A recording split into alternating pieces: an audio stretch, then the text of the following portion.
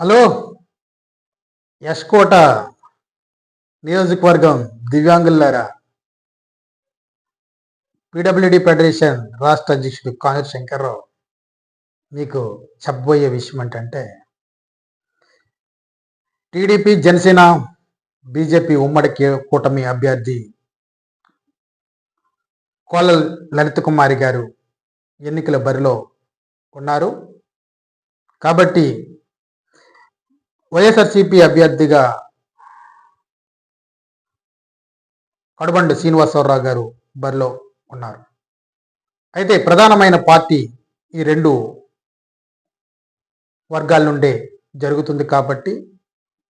కాబట్టి ఈ నియోజకవర్గంలో జామి, యశ్కోట, కొత్తవలస, వేపాడ, ఎల్కోట 5 మండలాల్లో ఉన్న దివ్యాంగులందరూ కూడా ఒక్కసారి గమనించండి.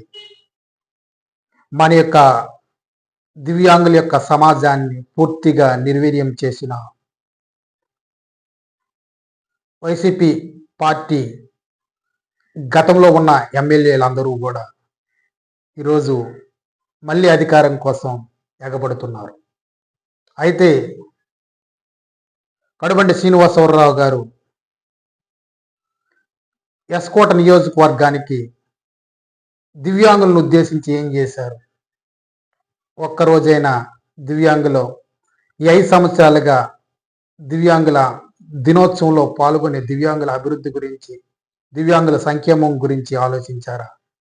దివ్యాంగుల యొక్క సమస్యలు, డిమాండ్లు, దివ్యాంగుల యొక్క పరిస్థితులను ఆయన సీఎం జగన్మోహన్ రెడ్డి గారి దృష్టికి తీసుకుని వెళ్ళడానికి ప్రయత్నించారా?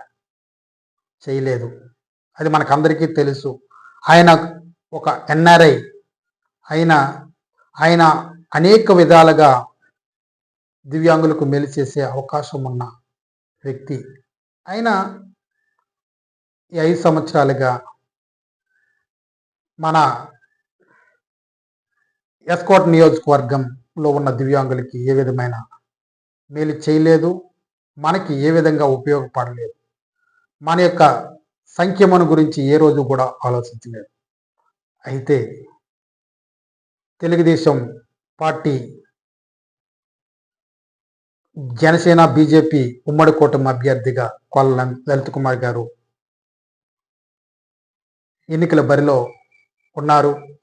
కాబట్టి ఆమె గతంలో మాజీ ఎమ్మెల్యేగా మనకి అనేకమైన సేవలను అందించారు. అయితే టీడీపీ పార్టీ ఇచ్చిన వాగ్దానాన్ని జ్ఞాపకం చేసుకోండి. మనకు దివ్యాంగులందరికీ కూడా ఏప్రిల్ నుండే 6,000 రూపాయలు పెన్షన్ను ఇస్తామనేసి చెప్పడం జరిగింది. జూలైలో తప్పనిసరిగా ఈ బ్యాలెన్స్ అమౌంట్ ప్లస్ పెరిగిన అమౌంట్తో కలిపి 15,000 రూపాయలు ఇచ్చే అవకాశం కూడా ఉంటుంది. కాబట్టి తప్పనిసరిగా మన దివ్యాంగుల సంక్షేమం, అభివృద్ధి గురించి కూడా పెద్దపీట తెలుగుదేశం పార్టీ వేయడం జరిగింది. 2 సెంట్లు స్థలం దివ్యాంగులకు ఇచ్చి వాళ్ళకి విల్లు కడతామని కూడా చెప్పడం జరుగుతుంది. కాబట్టి ఇంకా అనేకమైన అభివృద్ధి కార్యక్రమాలు తెలుగుదేశం పార్టీ ద్వారానే జరుగుతుంది. గతంలో మన యొక్క పెన్షను 500 ఉన్న పెన్షను 1000 రూపాయలు చేశారు. 7 రూపాయలు ఉన్న పెన్షను 3,000, 2,000 కూడా చేయడం జరిగింది. అయితే దివ్యాంగుల సంక్షేమం గురించి ఎక్కువగా ఆలోచించేది తెలుగుదేశం పార్టీ అధినేత చంద్రబాబు నాయుడు గారు. అట్లాగే అతనికి ఇంకా అండగా మన పవన్ అన్న గారు ఉన్నారు. పవన్ కళ్యాణ్ గారు దివ్యాంగులపై ఎంతో ఔన్నత్యంగా ఆలోచిస్తూ దివ్యాంగుల యొక్క జీవితాన్ని ఉన్నతంగా తీర్చిదిద్దడానికి అనేకమైన జీవోలను తీసుకురావడానికి కూడా ముందడుగులు వేస్తున్నారు. కాబట్టి ఇంకా బీజేపీ పార్టీని గురించి మనకు చెప్పవసరం లేదు. దేశంలోనే అత్యధికంగా దివ్యాంగుల యొక్క సంక్షేమం గురించి ఒక సాధికారతను ఏర్పాటు చేయడం జరిగింది. దాని ద్వారా వికలాంగులకు కావలసిన ఉపకరణాలను పంపిణీ చేయడం జరుగుతుంది. బ్యాటరీ వెహికల్స్ను కూడా ఇవ్వడం జరిగింది. ఇంకా రాబోయే దినాల్లో ఇంకా అత్యధికంగా ఇవ్వడానికి ముందడుగులు వేస్తుంది. కాబట్టి యశ్కోట నియోజకవర్గంలో ఉన్న దివ్యాంగులు మైమర్చిపోయి ఏదో మన లోకల్ నాయకులు మనల్ని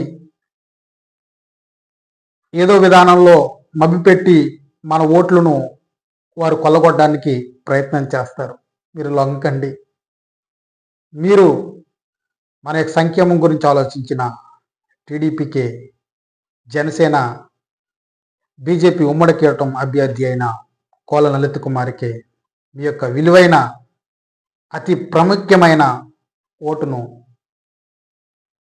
సైకిల్ గుర్తుపై వేసి అత్యధిక మెజార్టీతో ఎస్కోట నియోజకవర్గంలో కోల లలిత్ కుమార్ గారిని గెలిపించాలని పీడబ్ల్యూడి ఫెడరేషన్ రాష్ట్ర అధ్యక్షుడిగా నేను మీ అందరినీ కూడా కోరుకుంటున్నాను.